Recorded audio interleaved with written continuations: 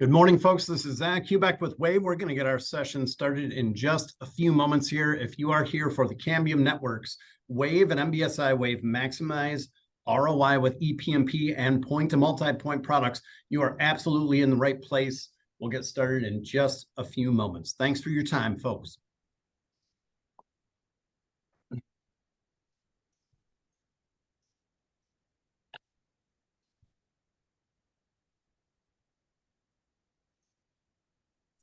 Boys, I'm excited. We got a good group coming in here. It's looking great. Hey, good morning, folks. Zach Hubeck with WAVE and MBSI WAV. We'll get started in just a couple of moments here.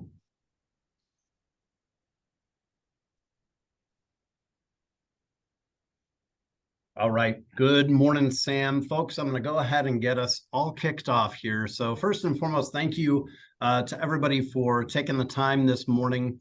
My name is Zach Hubeck. I'm with WAVE and MBSI WAVE, and we're honored to have Cambium presenting to us today about maximizing ROI with their ePMP and point-to-multipoint products. You know, WAVE in the US and Canada for MBSI WAVE. We've been partners of Cambium's for many years, predating 2001. And what we love about Cambium is their continual investment in the service provider market. And this webinar is pays homage to that. I've got a couple of great panelists with me today, Bruce Collins and Matt Mangriotis, and I'm going to turn it over to the boys in just a couple of minutes. But first, I wanted to walk through, I don't want to assume everybody knows who WAVE and MBSI WAVE is. And really, folks, when you partner with either WAVE in the US or MBSI WAVE in Canada, really our value and our contribution to you folks is that you're really partnering with twice the distributors. Because if we're talking about inventory positions, we WAVE US may not have that in stock versus it being available in Canada. We have twice the engineering capabilities and supply chain capabilities, and really love serving this service provider market. And the last thing I wanted to show you guys is our warehouse and distribution centers. We pride ourselves on having one of the largest and most consistent stocking positions in the market. And if you are local to these provinces or states, our warehouse and distribution centers are ready to take care of you guys. So thank you guys so much for coming today. I'm going to take care of a couple of housekeeping things here. So folks, for our presenters, you are all in listen-only mode at the moment. If you do have a question that's relevant to a slide or something that Bruce or Matt, you'd love for them to stop and reiterate or take the conversation to another level, please do pop that into the chat. And we're going to be monitoring that, and I will lob those questions over to the fellas. And we do encourage interaction today. So please don't be bashful. Send over some chat information to us, and I look forward to this presentation. So without further ado here, I'll turn it over to my man M Squared. Matt, good morning, sir. How are you today? I am well, Zach. Thanks for having us. I'm going to go ahead and share my screen, and it should flip right over, hopefully. We got you. Awesome. And I will begin. So I'm going to start talking. My name is Matt Mangriotis, as Zach mentioned, from Cambium Networks. A lot of the folks on the attendee list, I recognize the names, so welcome back. Nice to talk to you again. We're going to talk today about kind of what's coming in PMP, and we're going to cover both 450 and ePMP, our two main point-to-multipoint product lines that are focused on the WISP market. So without further ado, we like to talk about the Cambium One network, of course, because that's really the power of using Cambium. We have all kinds of wireless solutions, including now cable and PON solutions. So really, it's all about having that access to the single pane of glass that you can monitor, manage, do everything you need to do with your network, troubleshoot from beginning to end. It's all under the same umbrella. It's all using the same tools. And we're going to focus today on the point-to-multipoint stuff. But bear in mind that with Cambium, you get that one network feel for any of the system that you use. So really, when it comes down to a point-to-multipoint network, or any network really, what are the kind of network needs of what you're using? What do you need to do? You need to provide more bandwidth. We're able to give you higher bandwidth packages to be able to better compete with what's out there. You want to reduce churn. You want to keep customers happy. How do you do that? There's a lot of ways to do that. One of the ways is with quality of experience. We have a QoE tool that can do that. We're now providing more and better bandwidth, more consistent latency, things like that as we improve software and optimize things for the future.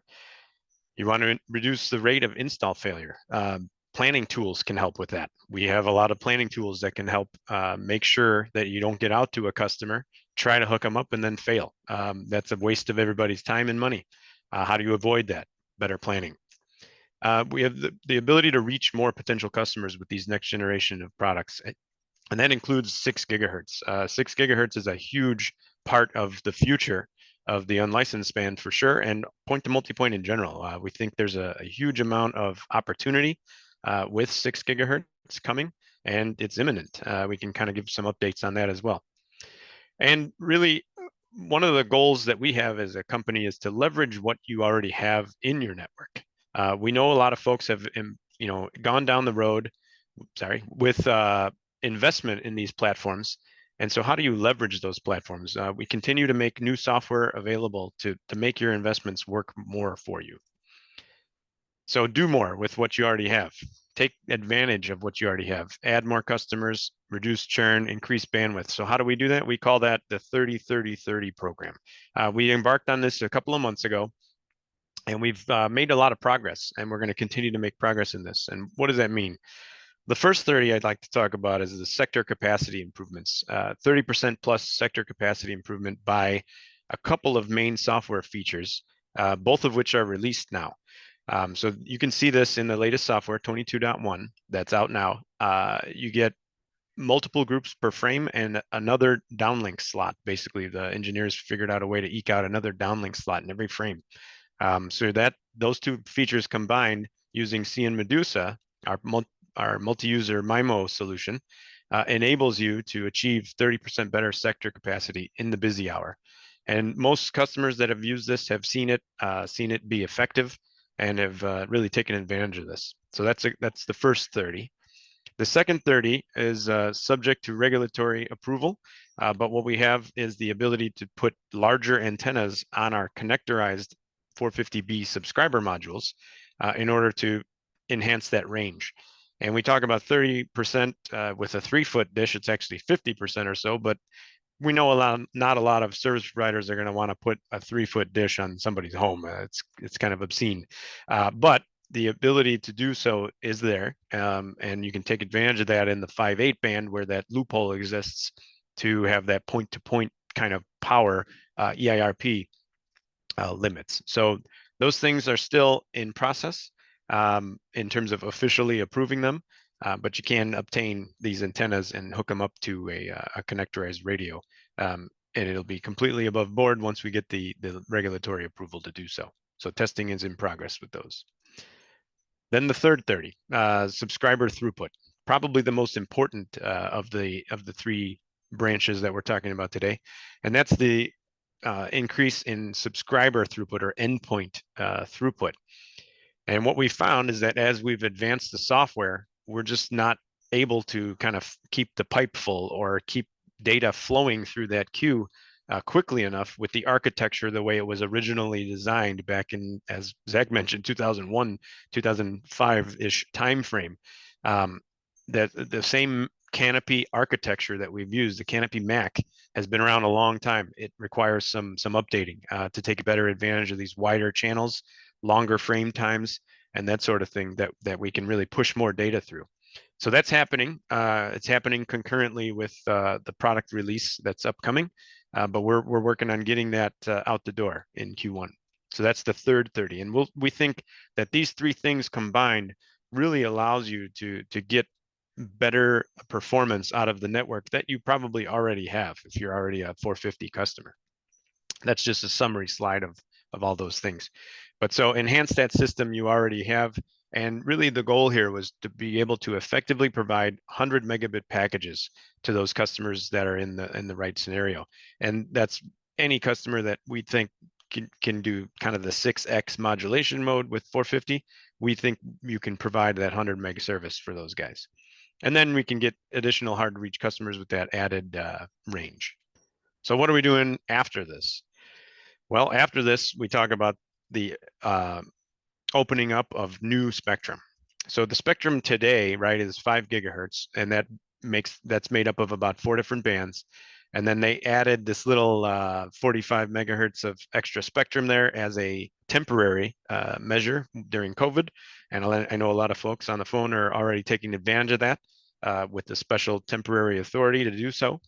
And that'll continue for a while, it looks like. I was hoping kind of by now they would have made that permanent, but they haven't yet. So continue to take advantage of that STA ability to use that 45 megahertz at the top. But very soon, the FCC is going to open up the 6 gigahertz band, which is a lot of spectrum, about 850 megahertz of extra spectrum. And you can see that in Uni 5 and Uni 7 there. Those two chunks of spectrum will be allowed to be used outdoor at standard power, which means 4 watts EIRP, similar power levels to what you do in the unlicensed 5 gigahertz band.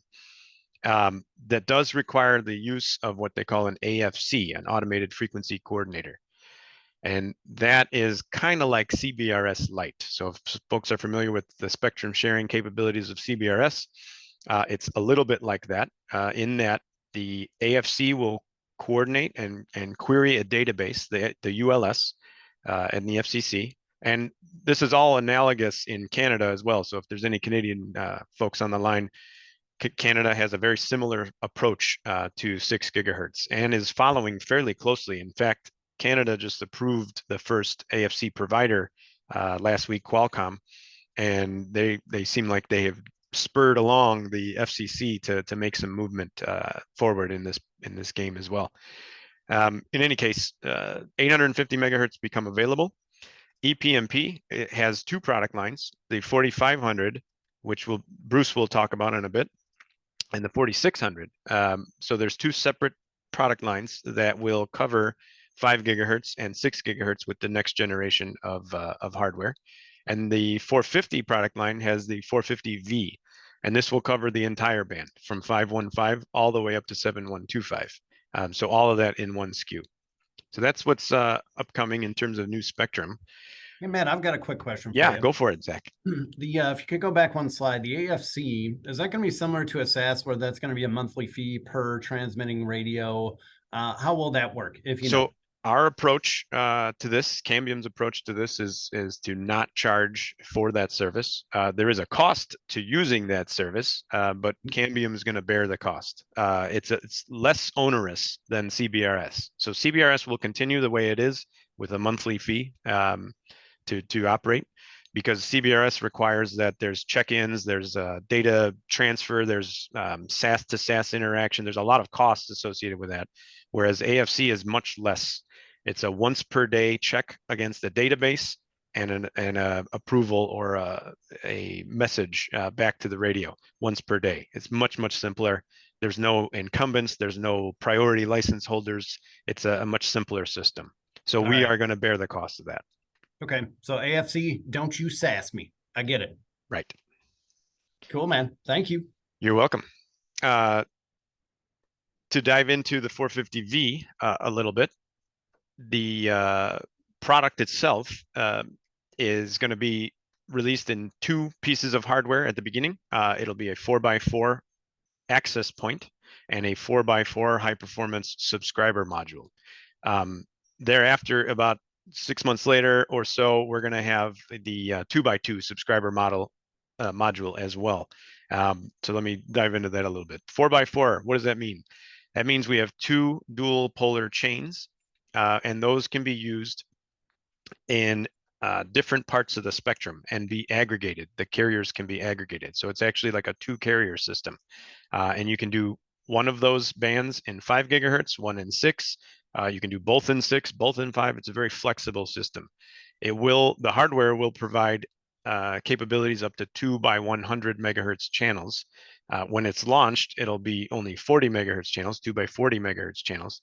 But then as it the software gets developed, we will enhance that to 2x80 and then 2x100 megahertz channels.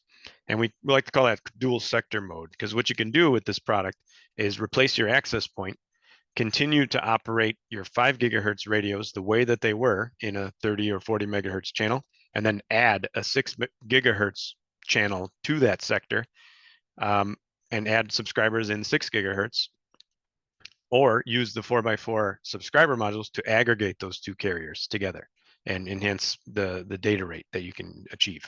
So it's a really flexible platform, backward compatible, forward compatible, and we're really excited to get this out the door. Question is, yeah, I see a question in the chat about 4.9. There is no plans for 450V to support 4.9. I know there are some public safety access. Some folks have access to that spectrum, not a lot of you, or else we'd see more sales in that area. But if you need 4.9, we do still have the 450i and 450m available to support 4.9 for sure. So just to kind of walk through a couple of those features in a little bit more detail. 5 to 7 gigahertz in one SKU, backward compatibility. We will support wider channels and dual sector mode. We can aggregate those carriers using the 4x4 devices. And then in the future, we will implement things like transmit and receive diversity. We can actually operate on different frequencies and transmit and receive, and we can have different channel bandwidths in the downlink and uplink. So those are things that are coming in the software in the future. Again, symbol architecture, same architecture as the 450 that you know today. And then after that, we will launch the 450 Medusa second gen product. This provides a massive leap forward in technology. It's 24 by 24, whereas today's radio is 14 by 14. So that adds more chains. This will also implement interference mitigation techniques. You have a lot of chains to do that with. Improved non-line of sight. And then again, all simple architecture, easy to deploy, very flexible platform. So this is about a year away from launch of the 450V, but this is coming, and this is what the next generation of Medusa is going to look like. Man, we got a lot of activity. I see some questions. Yeah, so why don't I lob a few of these over to you? Sure, go for it. So how many watts? 450V AP. How many watts does that require?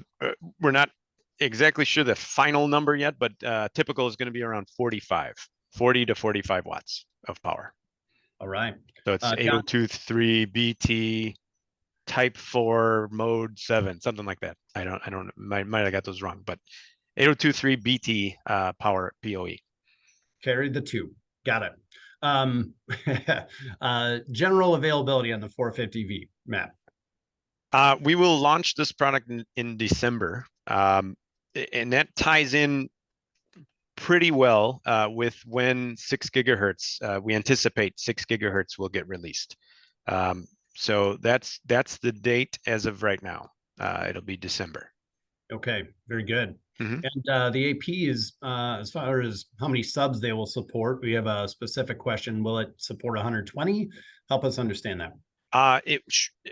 The anticipation is that it supports the same number that the current product line supports, which is 238. That's what we're going to support out of the gate. We hope to increase that number down the road, but that's a reasonable number. So yeah, 238.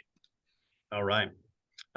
We got another question here. I said update RSS 247 in August. It's going to allow the use of the 58. Yeah, we've reviewed that, and that's not real usable.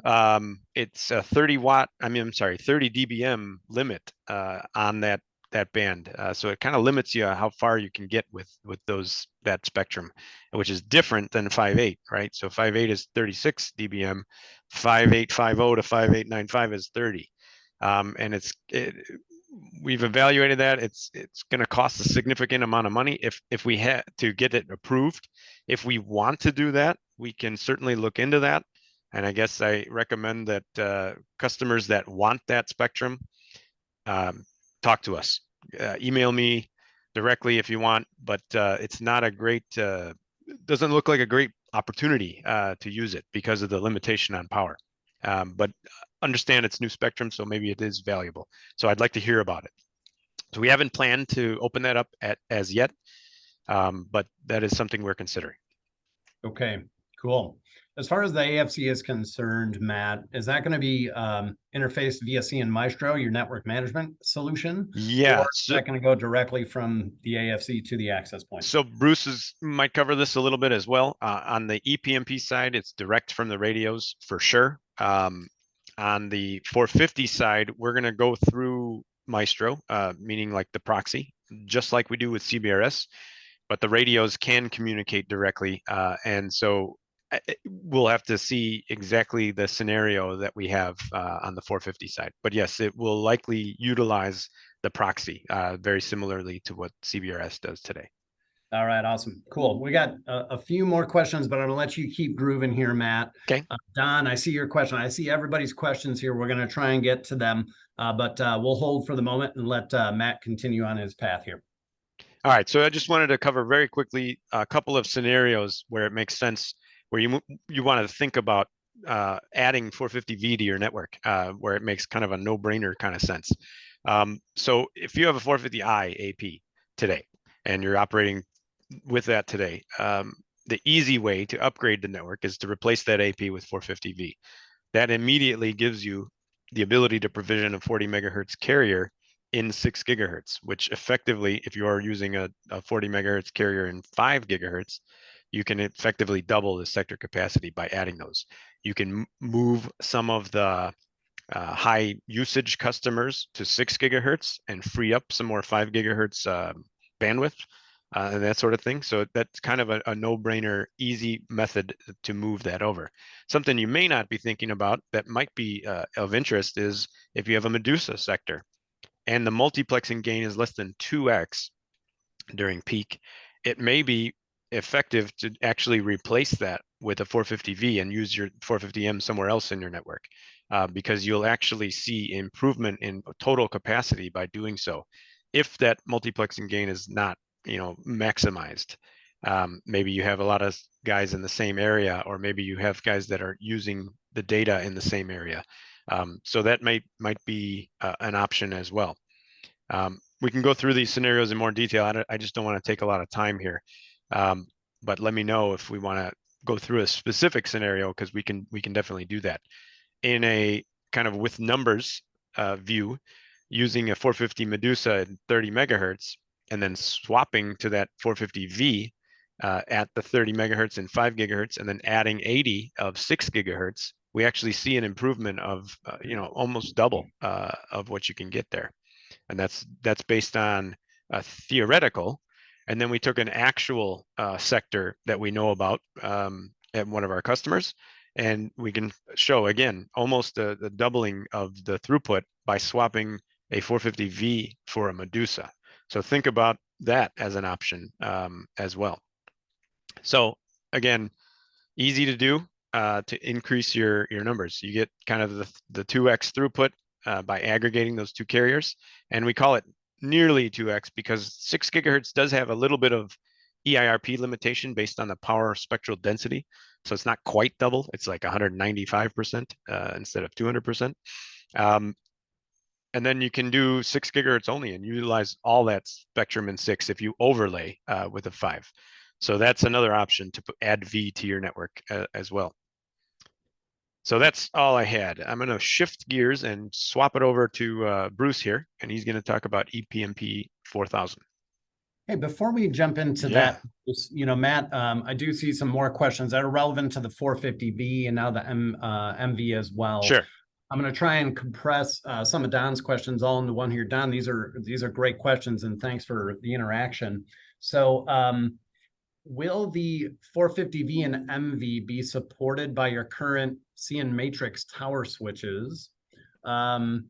Will the 6 gigahertz AFC be available in December with the product release? And will 450 MV be available in December as well? So the trifecta. Let me go backwards. The MV is about a year after we launch the V. So it's at the end of 2024, best case. Okay. That's what it looks like as of right now. It's Okay. under development. The AFC, we don't have any control or exactly know when it's coming. Last week, the FCC released the public notice and made clear the dates for testing and public trial of the AFCs, and that is a minimum of 67 days of public trial and a testing period. They can go on concurrently, but then there's also a review of the FCC of that public trial data, which we anticipate to be about 4 weeks. So as of right now, the dates are more or less lining up with a December launch, a December commercial AFC deployment timeframe. That's what it looks like. That is a guess. That is not set in stone. But as AFCs begin this phase, which we expect them to begin in the next few weeks, there's kind of this 67 days plus 4 weeks kind of window. So maybe a 12-week window. So December is the date that's kind of what's lining up to. So that's the AFC question. All right. And then the first question was, Power will they be switches. supported by our tower switches? Yes, sir. Yes, they will. The MV, however, will be DC powered very similarly to the 3 gigahertz Medusa, meaning it requires about 180 watts or so. So it will need to be DC powered, but certainly can interface with the switch. All right. Awesome. Matt, All right. thank you very much. Bruce, let's turn it over to you. All right, thanks, Zach. Thanks, Matt. Yeah, and great to see everybody. And keep those questions coming. It's great to see the interest in the new platforms. So I'm going to talk about ePMP, and as Matt mentioned, this is the 4000 series of ePMP. For those of you that aren't familiar with ePMP, it is this is about the I guess the 11th year that we've had ePMP, and it is really focused on point to multipoint and point to point. We have a lot of people that deploy these as point to point links, and really it's about scalability and economically attractive package. So you can go to the next slide, Matt. What we're introducing with the new platform here is 2 different variants. So as Matt showed on the spectrum chart, we have a 4500 series, which operates in 5 gigahertz. That'll do up to about 3 gigabits per sector.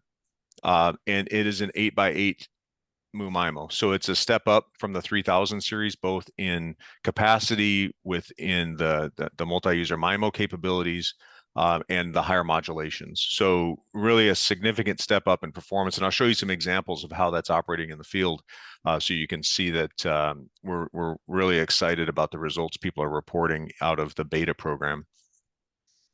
6 gigahertz is a separate platform, so that's a 4600. That introduces a couple of new things as well. So with the connectorized SM, you can go up to 4K QAM and up to 160 meg channels. So given that we have 850 megahertz of new clean spectrum, we really believe in what we're seeing already with some of the experimental license holders is that the ability to achieve these higher modulations is real, and even go with the higher channel bandwidths, whether you choose to go there or not. The performance is there, and it gives you these options to really start pumping up the service packages that you can offer. So certainly meeting the bare minimum of 100 by 25, but offering 200 meg services, 500 meg services, and even a gig if you're using this in the point-to-point mode, or using that connectorized SM in the multi-point mode. So go ahead, Matt. So for those of you that are familiar with ePMP, kind of what's new, and I kind of covered that. Performance is a significant step up. It will use the AFC in the 4600, so the 6 gigahertz platform. I'll comment on the one question that came up before with AFC and the way ePMP will interface to it. Every access point and every subscriber module will connect directly to the AFC. So it will go out and query that database. It happens once on power up, and then it happens every 24 hours thereafter. So it is a lightweight protocol. We are also going to introduce a proxy, and I expect that proxy to be available also in that December timeframe, so that if you don't want every device going out directly to the AFC, you can set up a simple proxy server in your network that will do that AFC transaction. So some of the new technologies that come along with the 4000 series, whether it's 5 gig or 6 gig, you'll see, I mentioned the higher modulations. Not only do we get the benefit of downlink multi-user MIMO, but now we also have uplink multi-user MIMO. So as more of your end users are working from home and you're doing more live streaming type of applications, this brings even more uplink capacity in the sector. So it really is a nice benefit for as sort of the use cases of home internet access has evolved over time. And you also see a reference there to OFDMA. This is really going to help with small packet efficiency and with some of the if you have some reflective environments and non-line of sight environments, you're going to see some benefit with this capability as well. And we're also seeing that, and I'll show you in an example. What's the same? Pretty straightforward. It's the same air interface. So we are doing synchronization. We do the air fairness to make sure that you don't have one poor performing SM steal all the air time. Will perform well in both PTP and PMP mode. So those of you that are deploying in PTP primarily. And then all the tools, and I'll talk a little bit at the end about the tools that Cambium offers, whether it's Maestro, or Link Planner, C and Heat. And then everything else looks the same. If you're used to configuring an ePMP 3000, the only thing you're going to see is some new options. When you open up the radio, you'll see some new options for higher channel bandwidths, and you'll see some reports that show the higher modulations. And of course, the 3-year warranty applies across all of these PMP platforms equally. So let's show some results. This is an example of a 6 gigahertz trial down in Texas. And what I highlight here is, and again, I'll also mention that this is using experimental licenses. So they're not, they're operating under an FCC experimental license. But what you'll see there is a couple different sites. The first one there, that site 10, is about a half a mile, and they're getting 1.5 gig down and 850 meg up. So this gives you a sense of the kind of service offering you could provide. Not sure you want to go all the way and offer 1.5 gig packages, but certainly if you wanted to offer 500 meg, 750 meg, even a gig, it starts to be in the realm of possibility with this new technology. So you see a couple of additional examples there. You can go to the next one, Matt. If you go a little bit further in range, this is the same access point, but if you go out a little bit further, you see site 5 and site 2. I'll pick site 2 there. It's a little over 2 miles. They're still achieving 930 meg down and 435 meg up. So really, the performance does extend out to that larger cell radius, and you can get some nice coverage area as well with this. So go ahead. And then, so that was 6 gigahertz, the 4600. We also have the 4500, and this is available. It's fully FCC approved, and you can deploy this today. I will highlight that the 4500 is today operating in what we call WLR mode, which is wireless long range mode. What we are introducing, it's actually in alpha testing now, is to support TDD synchronization and backwards compatibility with any of the existing Force 300 subscriber modules. So that's in alpha today. We have a large setup in our chamber here in Rolling Meadows outside of Chicago, that we have 100 subscriber modules connected to a 4500, and we're doing all the various testing for synchronization. We're knocking out the last few little findings on latency and some of the other issues, but we're knocking those out. And I expect to move this to a more open beta here within the next 30 days. So think kind of by the end of September, will be an open beta on the TDD synchronization, which will then lead to backwards compatibility. And certainly I expect to have that fully released here in fourth quarter. So this is an example of a near line of sight or even non-line of sight. And again, we're seeing really good performance. This is a customer who had some locations you can see with pretty heavy foliage that he just could not get not only heavy foliage, but also heavy interference floor. And he was able to achieve nice connections with the 4500, where he could not achieve that with any of the other products out there. So go ahead. So I won't go through this chart in detail, but it will give you a sense of the portfolio. So on the 5 gigahertz portfolio, we've had the Force 400C and 425 available for probably almost 2 years now as a point-to-point solution. And the feedback continues to be really strong on this, that it works really well as a point-to-point solution.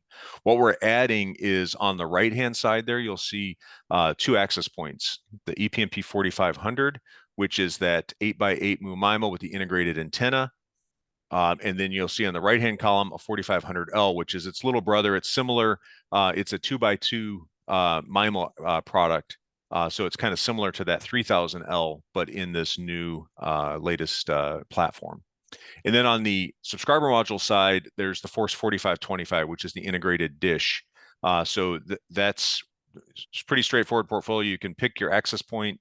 You want the full-blown 8x8, the little brother 2x2, and then you've got the integrated dish. And then on the 6 gigahertz portfolio, it's similar. You'll see here we have on the right-hand side, I'll start there. We have the 4600 access point. So this is the 4x4 MU-MIMO access point. That comes, you order the antenna separately on that. So that is kind of set up very similarly to the ePMP 3000. And then you have the 4600L, again, the little brother, that's a 2x2, perfect for really small cells, narrow sectors that you want to set up with a horn antenna. So really we see this as being able to scale up to large sectors, but then with the platform, you can scale down to really small sectors if you want to just serve a handful of customers in a small subdivision. You have that option as well, and it will scale up and down economically as you target different markets. Hey, Bruce, we've got a couple of relevant questions here for you. Sure. So we've got some folks that do have the 4600 they're testing right now. Okay. They're seeing a great signal at about a max of 4 miles. Is that to be expected? So in the 6 gigahertz, Matt alluded to this before, there is a little bit difference in the EARP within 6 gigahertz. It's 36 dBm EARP in both directions. You don't get that benefit of running higher EARP in the uplink direction, which you are able to do in the 5.8. So you will see that, but we do expect sort of that 3 to 5 miles is kind of the sweet spot for this when you look at the 4600. Got it. Very good. And then we've talked a lot about 5 gigahertz, 6 gigahertz. Anything new in the 2.4 gigahertz spectrum? So yeah, interesting. We are actually evaluating doing a 2.4 gigahertz. I know that many of the WISP community has brought this up each time we go to one of the shows. I have at least a handful of people asking me about it. Whatever happened to 2.4? 2.4 is not a lot of spectrum, but we are kind of developing a concept around using similar platform technology here with the ePMP 4000 and doing that in a 2.4. So more to come on that, but I will say that it's a little bit, where in the past I would have said, no, we're not doing anything on it. I'll say we're at least investigating, and the engineering team is doing some conceptual development around that. Got it. Very good. Okay. Anything else? Or? I have one other question, and then there's several folks that had some Matt relevant questions on 450V or VM. I'm going to save those to the end, folks. So please be patient with us here. The ePMP 4500, Bruce, I said licensed or no?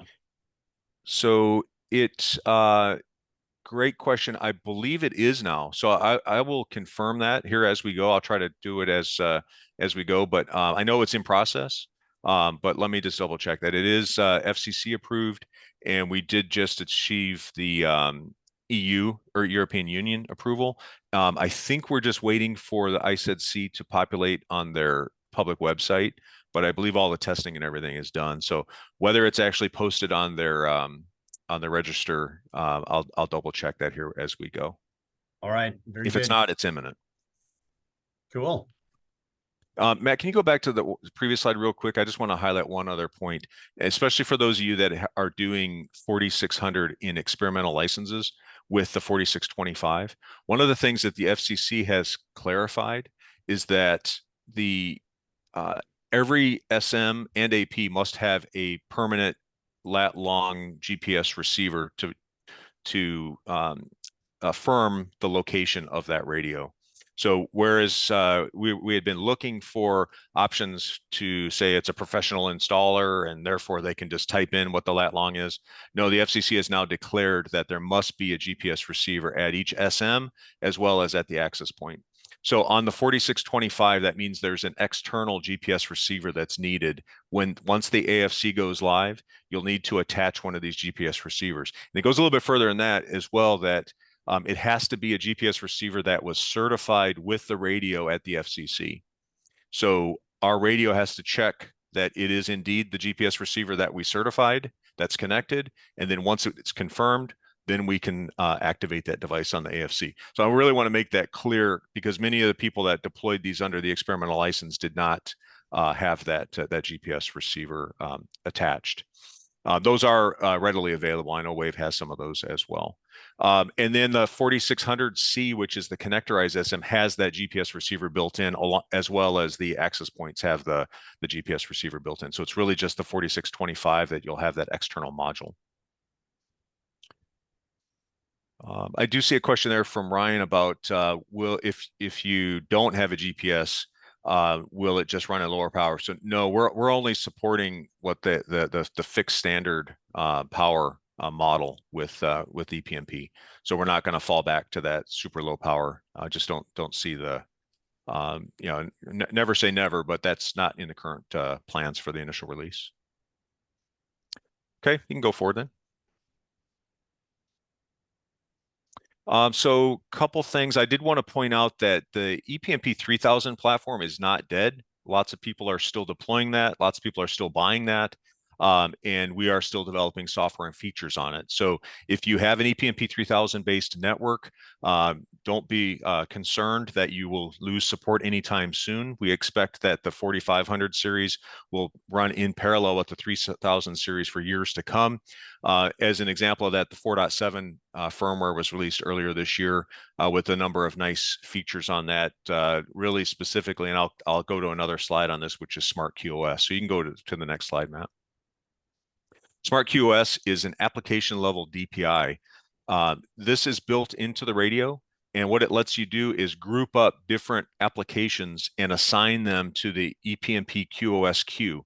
So I can take all my voice applications and put them in the voice queue. I can take live streaming, put those in the high priority queue, and then I can push file transfers and those types of things, and email and those kind of applications to the low priority queue. So it kind of lets you take that next step from just doing the code points and actually looking at what kind of applications. It also gives you a nice visualization of what is the different traffic types. So this is available on the access point today. If you load 4.7, you can turn this on and you'll get that nice view of what's happening in the access point. So go ahead, Matt.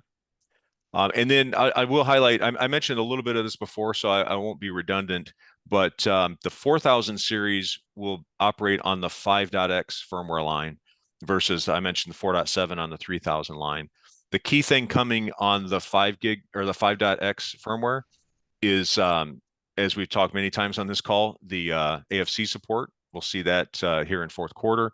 And then as well, the TDD synchronization and backwards compatibility. So I can take and forwards compatibility. So I can take a 4500 access point and it will talk to my Force 300 subscriber modules.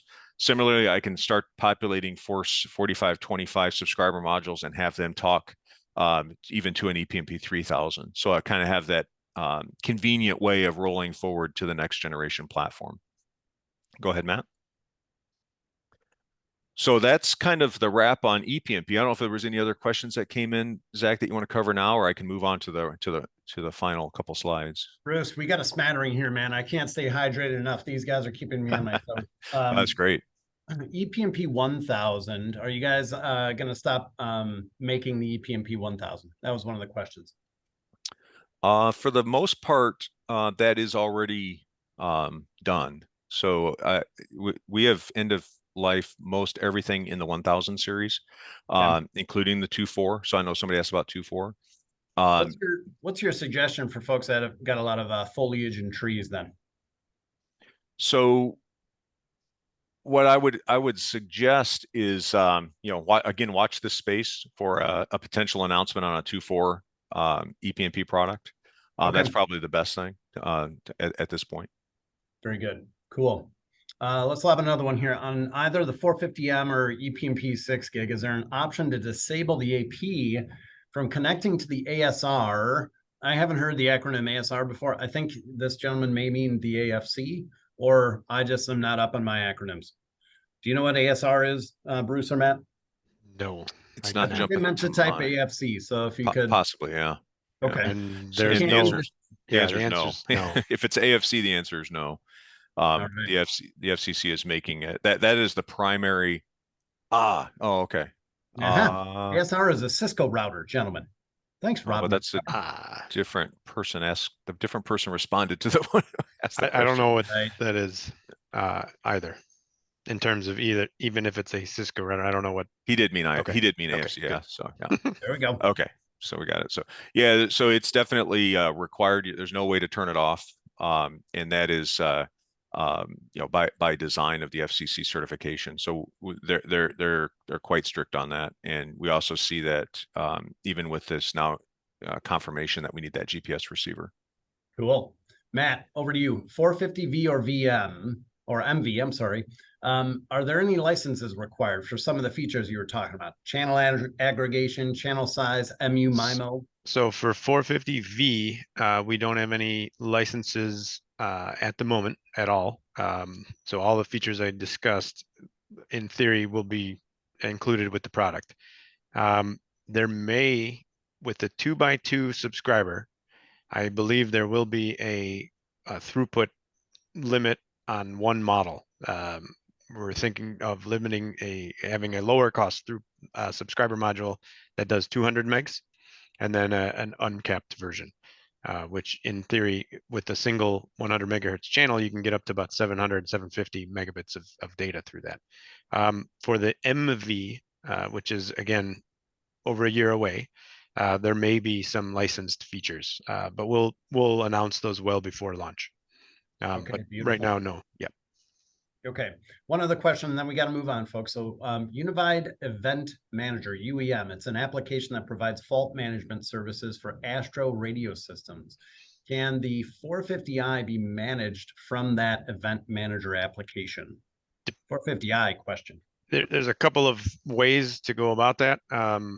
One is using the API through CN Maestro. Another would be SNMP. So if it can support either of those things, then yes. If it's a specific to that application, I'm not familiar with that application. So if it's specific to that and a non-standard thing, then we'd have to investigate. Very cool. All right, Bruce, back to you. I'm going to go back to hydrating and making sure I'm telling these questions. Go. Okay. Good stuff. So let's talk about some of the tools that go around that. So it's not just about bits per second and megahertz per channel. We also have a series of software tools that make these easy to expand and scale up. So the one that we're really excited about is QoE, or quality of experience. And the reviews just keep coming in, is very positive on this. I will say that QoE applies to all broadband technologies. It's really access layer agnostic. So whether you're using 450, ePMP, 60 gigahertz CN wave, Cambium fiber, QoE is applicable across all of those.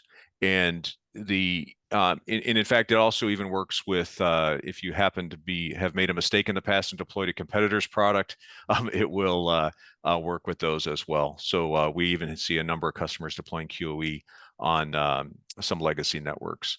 So go to the next slide. I think the next slide is really what's kind of interesting. These are some examples of what customers have achieved, and it's really the goal of QoE. QoE is a software solution. It can sit in a virtual machine in your NOC or wherever you connect your peering points to the internet, and it is a customized TCP/IP stack that accelerates traffic. It applies you can apply rate plans, so you can integrate with a billing system, and you can apply different speed and rate plans. You can do rate plans based on application type. You can get very specific about, I only want to apply this certain times of the day. I only want to apply this when the network is congested. So I can really start to tailor that. On the other hand, you can just turn this thing on and it'll just work. So there's not a lot of configuration required. And many of our beta customers do exactly that. They turn it on and just see how it impacts these net results, which are really about reducing customer complaints. So how many calls are coming in because my Netflix is jittery or my Zoom call breaks up. How many customers churn, because that's the reason somebody will churn, is because their boss is not happy that they can't get a good connection to their Zoom call. And then the other thing that we've seen is that it allows you to defer some capital investment in your backhaul, because you're going to get more efficient use out of that backhaul. So you can see some examples there where they've, and I won't read through them. I know you have access to the recording and the slides here later, but really seeing some benefits of how much more efficient they can run that infrastructure and defer some tower upgrades that they might have had in the queue simply by deploying this software solution. So, go ahead to the next one. CN Maestro, I think as we went through this, there were some various things about network management. So CN Maestro is our network management solution that is a single pane of glass. It cuts across, again, that same sort of laundry list of products that Cambium offers, whether it's Cambium Fiber, 60 gigahertz CN Wave, our enterprise Wi-Fi solutions, all the PMP products, all from a single pane of glass. So this solution just keeps growing and becoming more capable with every release. So you can go to the next one. And then on the network planning side, there's a couple of things happening here that are also quite exciting. Link Planner, if you've used any Cambium product in the past, you probably have come across Link Planner, or at least seen reference to it or seen the output of it.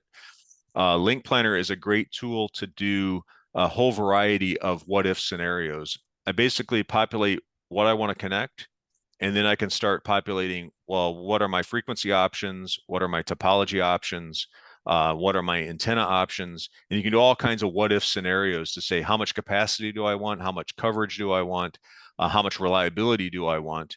How mission critical is this connection? And then it spits all that out into a nice installation plan, proposal plan, and really a all-around great solution.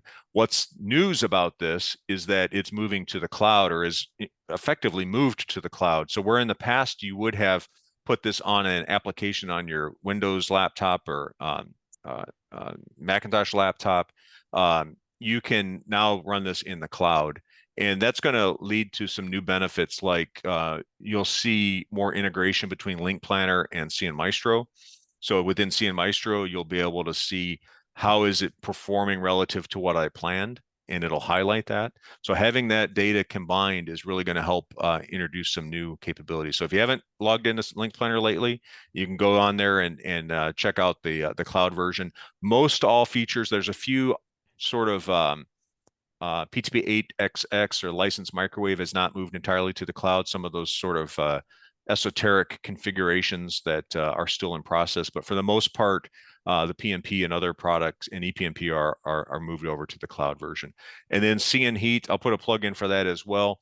This is our planning tool that uses LiDAR data to give very precise near line of sight, non-line of sight, line of sight indications for different connections. And what that allows you to do is be very accurate in your pre-qualification for a customer, and also very precise in what that installer, where they should locate that installation. So should they put it on the northwest corner of the house or the southeast corner of the house? So it really can cut down on missed pre-qualifications or false pre-qualifications, and it can cut down on installation time or revisits on installation time. So a big cost saver for service providers. If you have LiDAR data in your area, it's not available 100%, but it's getting there in the US and Canada. And then what you'll see is this is a software solution available as a subscription that you can take advantage of. Hey, Bruce, quick question. Can line of sight, can LOS coverage from other CN Heat be exported to other GIS tools or Google Earth, sir? Yeah, that's a good question. There are some export capabilities for like reporting. I probably have to come back to you on that one. I don't know, unless Matt, do you happen to know on the export? I believe it can. In what form, I think it depends on what you're trying to import it to. I know Okay. you can we utilize Google Earth for the see and heat tool itself. So that's certainly the case. I don't know what you want to export. The map is generated in see and heat. So we can talk further about that if you need to. Yeah. Got it. QoE, quality of experience. Are you guys going to bake that into the Maestro cloud? So so QoE is it's a great question, first of all, because it is a question that comes up quite often. QoE is a software solution. It needs to sit kind of between your access network and where you connect to the internet. So many people put this in their NOC or where they have the peering points to the internet. Now, how it bakes into CN Maestro, which is underway, not there today, but all of the data that comes off of QoE, and QoE generates a lot of data, all about when is the network congested, what is congesting the network, who are my top talkers. You can find out all of this information. You can see all that in the QoE interface. But what will be really nice is when we can pull that into CN Maestro and share that data with some of the radio performance data as well. And that's going to also layer another set of analytics that we are already testing in the lab, which is where QoE can understand exactly what's happening at the access point. So if you, for example, if you're talking to a 450M, knowing exactly what the load is, what the utilization on that access point is, that gives you another great indication of when congestion might be starting to happen and when I can take action to make sure the latency doesn't creep up as you deliver those services. Awesome. All right, Bruce, from a slideware perspective, we got 5-minute warning here, folks, and the questions keep a-coming. Well, I think the good news is that's the last slide. So wicked. We're on track. We have time for a few more questions. It's been great. I love all of the interaction. Yeah, good interaction. Yeah, I got a fresh one coming in hot. From a multi-WISP operator context, please share a little about how coexistence between wide channel width uses on 4600 APs and narrow channel usage works, and what role, if any, can an AFC have with managing different channel width between different operators? I can take this one, Bruce. The AFC is not a manager at all. The only purpose of the AFC is to protect incumbent users, and those incumbent users are license holders in 6 gigahertz, and they have to be registered in the ULS database. So if any other user of that spectrum it's considered unlicensed, just like 5 gigahertz. So there's no management, there's no coexistence algorithms, there's none of that existing in 6 gigahertz at all. So the AFC does not do anything with managing. It is simply querying the database to see if there's a 6 gigahertz license holder in the area and protecting against interference of that license holder. That is all. Got it. I hope that answers the question. So what you'll see on the ePMP, the GUI is when it connects to the AFC and gets that response back that Matt just described, you'll see basically a spectrum chart, and it'll say, here's the channels that are available and the power level that I can operate in any of those channels.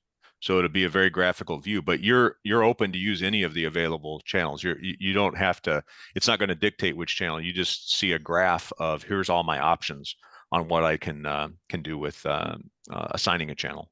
All right, cool. Matt, the 450V and MV, do they do channel bonding, sir? The 450M does not do any form of channel bonding today. It's a single carrier. It's 14 by 14, so it does multi-user MIMO, but it does not bond disparate channels together. The 450MV will have some capability to do that. What that exactly looks like yet is TBD, but that is absolutely in the plans for the MV. Awesome. Thanks for the correction on the M's and V's. I got mixed up. What are the planned or planned differences between the 450 V and the 450 MV is the question. Well, you can kind of think about it as the 450V is the replacement for 450I and 450B. It's the next generation hardware. The MV is the next generation hardware for the 450M. And so that's the multi-user MIMO capable, the big dog, the big access point that can do it all. High spectral efficiency, super high capacity. We're talking about, 4 to 5 gigabits of data in a single sector. All right, back to AFC, gentlemen. Do we know what the protection will look like? Will it exclude certain radius from the broadcaster, or will it be based on the azimuth of the incumbent antenna?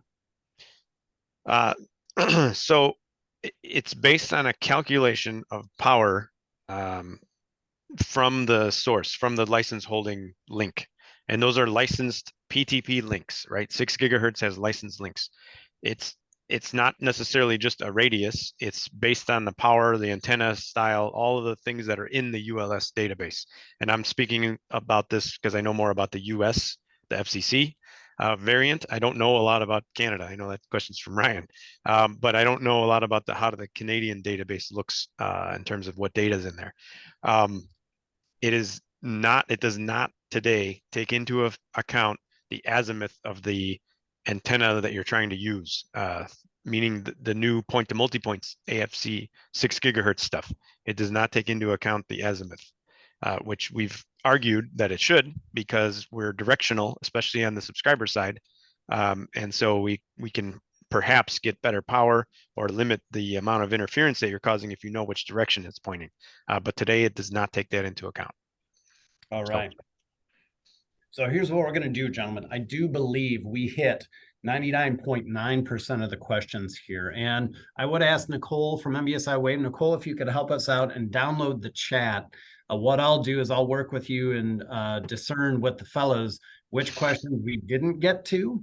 And Bruce and Matt, if you could please answer those questions.